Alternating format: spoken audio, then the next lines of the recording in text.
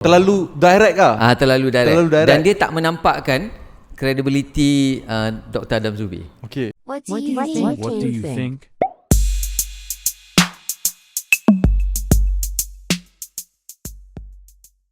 So, Puan, Kena buat lah. Bulannya bila buka LinkedIn? Dah buka dah. Saya dah buka.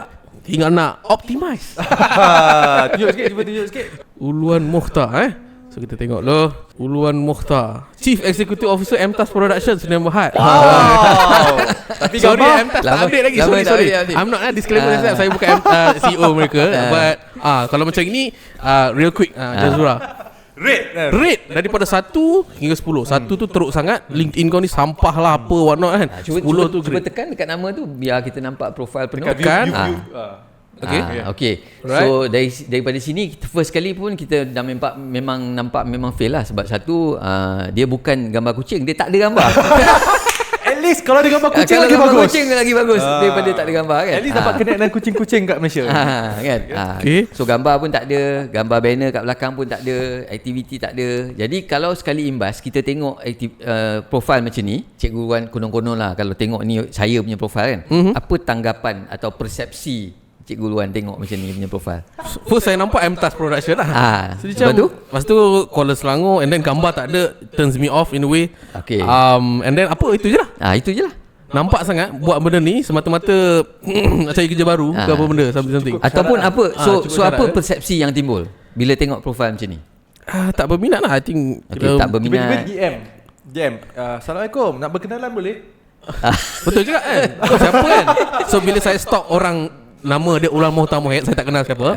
Saya akan jadi macam, kau siapa, stranger ke, apa benda ke kan. Sampai ada So itulah tanggapan orang bila dia tengok profil yang macam ni kan.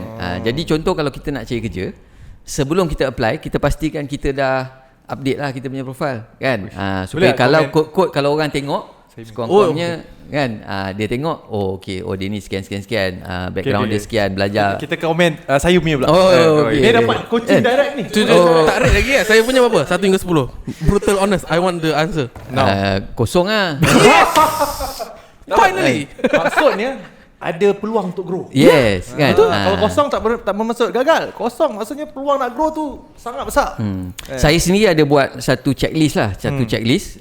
Kita ada checklist biasa, kita ada checklist yang tight betul lah.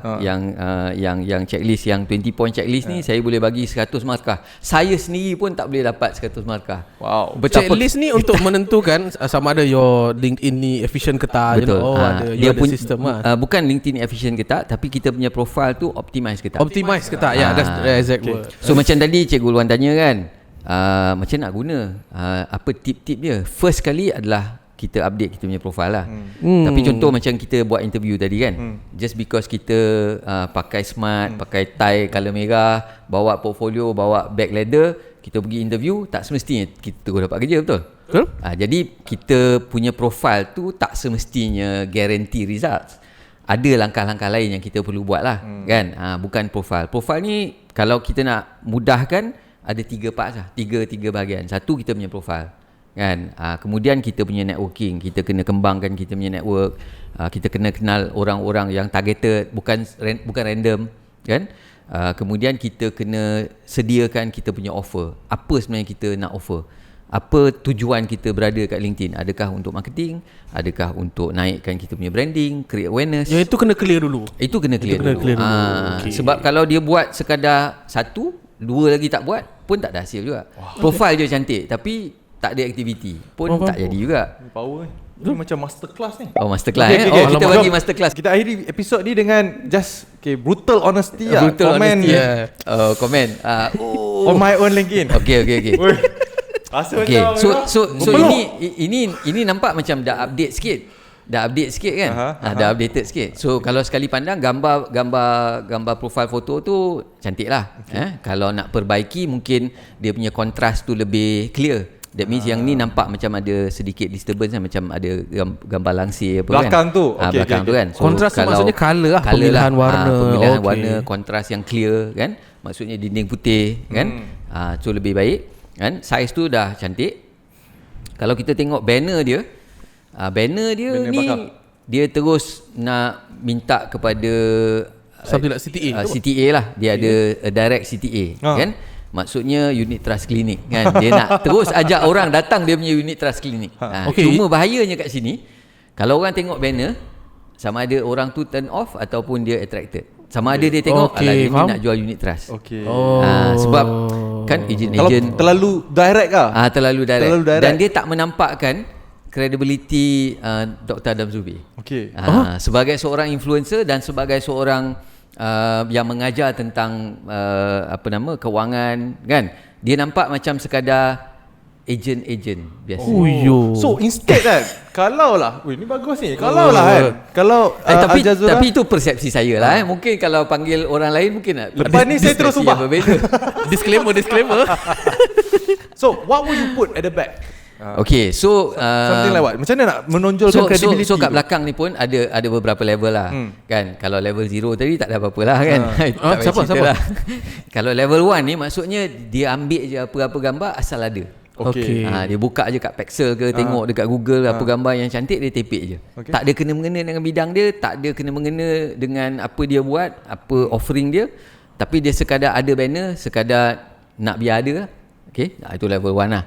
Level 2 mungkin dia nak position diri dia bekerja dalam satu company, dia guna pakai company punya brand.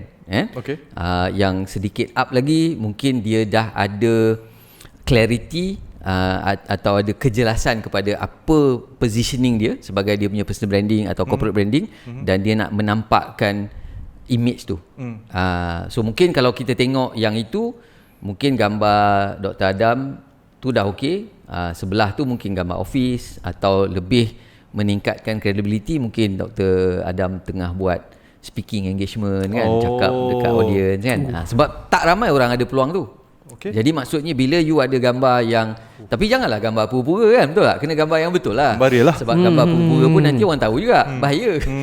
Setakat stage punya gambar kan, pun tak boleh lah. So itu akan membezakan orang yang ada credibility dengan orang yang mungkin baru nak masuk dalam bidang tu. Kalau nak up lagi satu level, mungkin orang tu dah ada clarity untuk apa yang dia offer, dan dia terus ada CTA dekat situ. Tapi CTA yang lebih jelas daripada hanya unit trust clinic lah. Sebab saya rasa, pendapat saya lah, Dr. Adam buat more than just unit trust clinic. Unit trust clinic ni mungkin satu offering kan, ataupun mungkin satu kelas yang boleh duduk dekat tempat lain, tapi tak perlu dekat banner. Banner ni boleh menampakkan satu image ataupun perspektif yang lebih menyeluruh, lebih besar, memberikan lebih kekuatan of who you are and what you do and the number of followings you have lah. So contohnya kalau kita letak gambar kan, lepas tu kita bawah tu kita letak total followings on social media berapa juta.